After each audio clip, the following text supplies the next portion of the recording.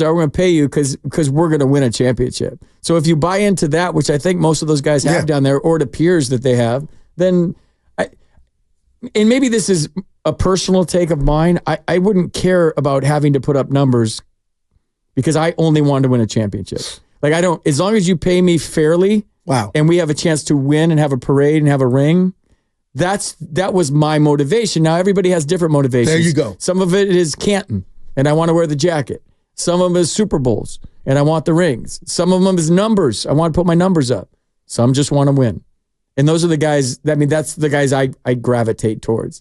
Like, do you deserve it in football more than any sport because you're literally laying your life on the line every Sunday? Play, man. You're laying your life out there. Maybe that's a dramatic take, but you really are. It could be like that any second. We always say in baseball, you get hit in the head by a 100-mile-an-hour fastball, you're toast. But like football, the bigger, the faster, the stronger these guys get. I mean, you're laying your health and your life on the line every Sunday. And if you're one of the elite guys that gets to a point where you can make the man pay you, get what you can. No, and that's why, again, you being the former pro athlete, I totally get that. And as a fan, you hear that. But an hour ago, you said, you know what, Goo? You said this.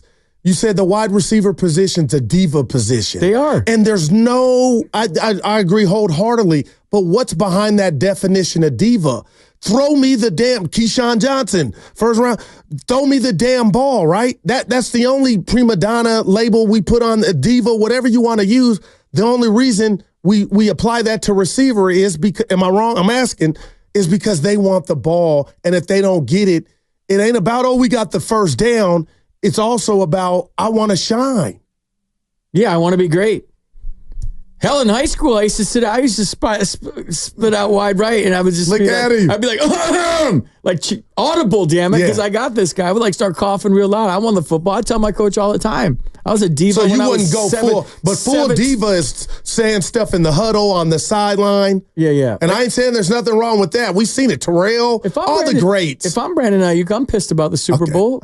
But if we win and I didn't get my touches, we won. But if we lose and I didn't get my touches and I felt like my touches would have helped us win, then yeah.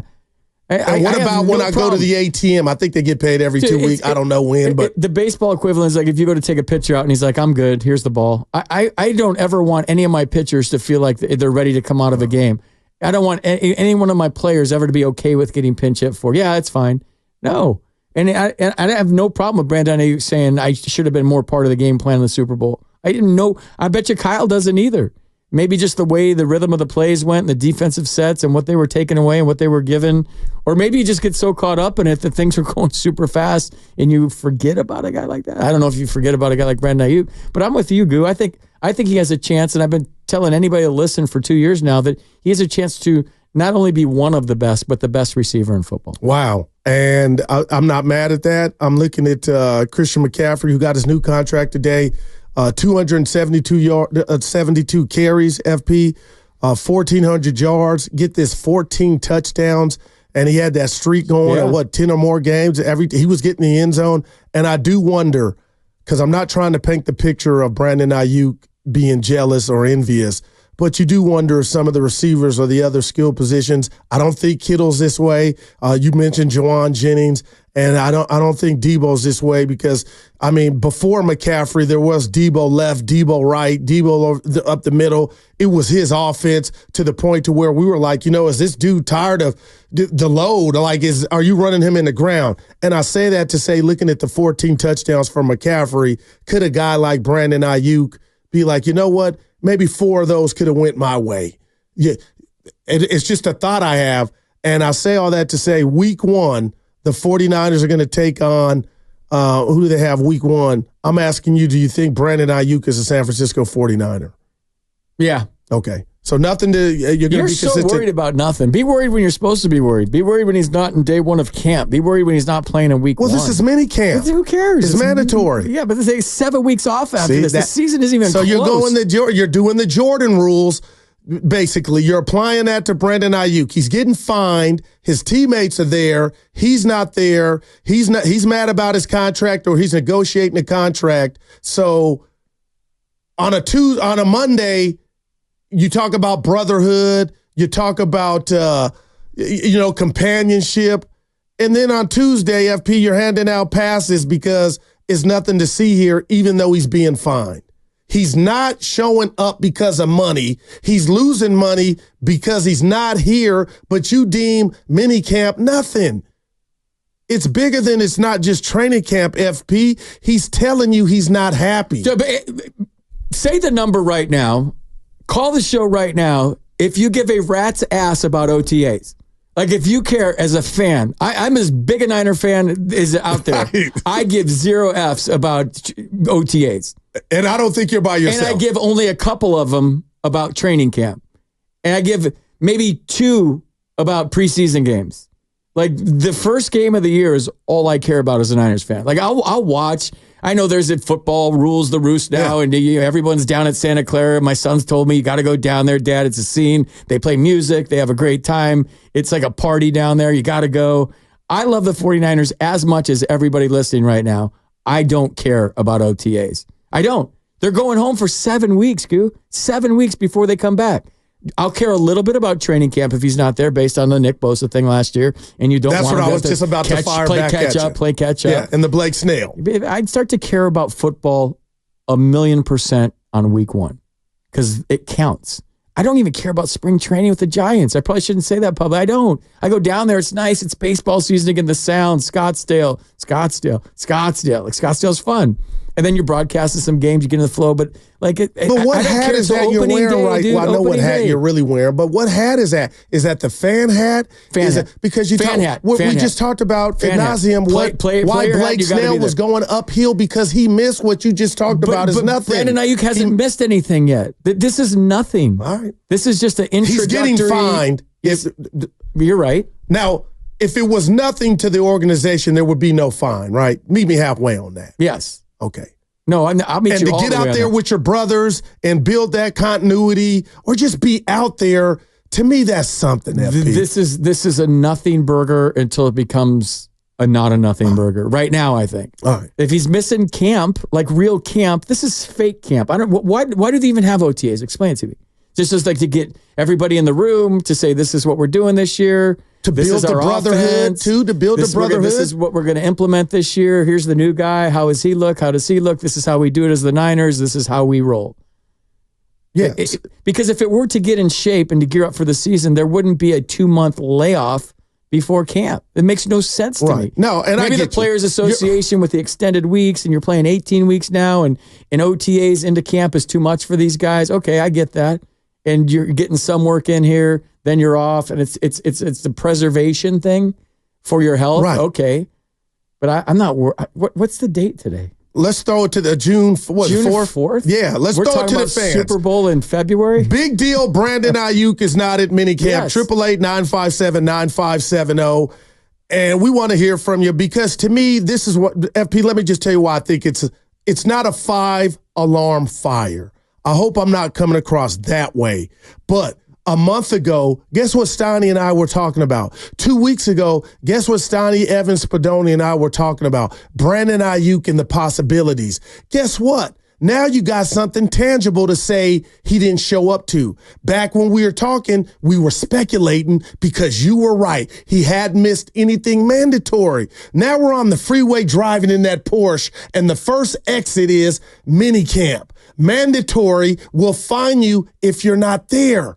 Guess who's not there? Brandon Aiyuk. So you know what that tells me? The speculation, we were correct. Something's going on. So I know what you're saying as far as the come bust your tail. What's it really mean? You're going to have 7 weeks off in between. I get that. But the team has implemented a rule and said, we're going to fine you if your ass is not there. And his ass is not there while he's losing money because of the chicken.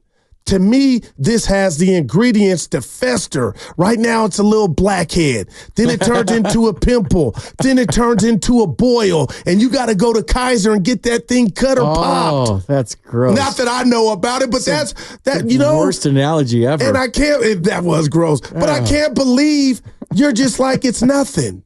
What happens when you pop it? I never personally had one. The crap go everywhere. Is it just like no more all over your teammates?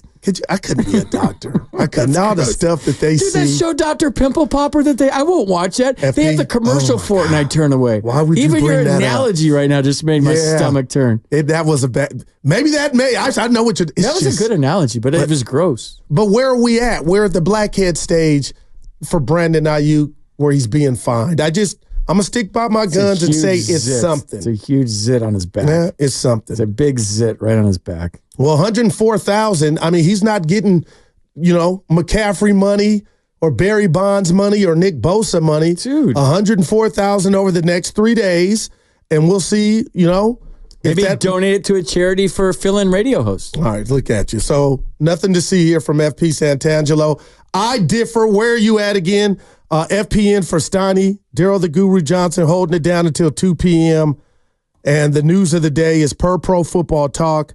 One Christian McCaffrey has a new deal, 2 years, $38 million, 24 guaranteed. He is the highest paid running back in the NFL, and he held that title before. But man, right now, you look at this Niner team and Niner offense, they got it right. It starts and ends with him. And I don't think we're, doing too much per se, FP. He is the best player on this 49er team, and I'm including Nick Bosa. That's how I see it. That's McCaffrey. Yeah, and he has no zits. Look at that. Or pimples or boils. He had a good doctor at Stanford. Yeah. Oh, that's such a good. Can we cut that? That was such a good analogy that just grossed everybody out on the text line. It's great. No. Hey, see, I said this to start the show, so just repeating myself for everybody. CMC has changed everything. He's changed the dynamic of this team, the play calling ability of Kyle. I know we all talk about Brock Purdy and other players, justifiably so, but CMC, since the day he got here, things have changed. What would you say to me as we head into break that he hasn't changed one thing? The result in the Super Bowl where the Niners have more points than their opponent. And that's what kind of, makes me bring up the Steve Young element and why I appreciate the brutal honesty. I mean, again, it's sports. It's not life or death. But damn, FP, since 2019, this team has been to multiple NFC championships. They've been labeled the best team. They look like the best team. They've had the best defense. Last year, I was with Bonte and others, comparing the Niner offense to the 94 Niners with Steve Young. And at the end of the day, with the great McCaffrey, who fumbled in the Super Bowl, not saying that's why they lost it, they didn't get it done. I think, windows open and windows close, you kind of just want to get that one thing that's so symbolic of an era. Not that it's ending, but you kind of want that. And you said bye-bye, night-night to Jimmy, you brought in Purdy, but yet on that day in Las Vegas, you didn't win. This window's never going to close completely. The names will change on the back of the jerseys. The jerseys that we've all bought as 49er fans, those will be like, oh, remember that jersey with that guy? But with this organization, the pride it has, and the money it's willing to spend, that window's never going to fully close. It's always going to be open with the Niners. I feel like, maybe I'm wrong, but this window that we're talking about is maybe the biggest window with the best chance we've seen in a long time. And I hate fans do this, sit there and go, Super Bowl or bust. It's a failure if we don't make it. Screw Steve the Young Niners. kind of had some of that. But I'm starting to come around to that camp. And fundamentally, I'm against it. Because you know how hard it is. You know how many things have to go your way with health and breaks and momentum into the playoffs and calls with. There's so many things that have to go your way to win a Super Bowl. Everything has to be perfect. So I know how hard it is. If it wasn't hard, we would have just a set month of every year for parades on Market Street here. Because it's easy. We're just going to win another one. But I think we've all been conditioned and spoiled in a sense as Bay Area sports fans, whether it's the Warriors, the Niners, the Giants, that we think these things grow on trees and they don't. But when you talk about the Niners and the talent they've assembled, I love Lynch and I love Shanahan. And I love what they represent. And you fall in love with these players and you see how much talent they have. And you hear and you kind of see it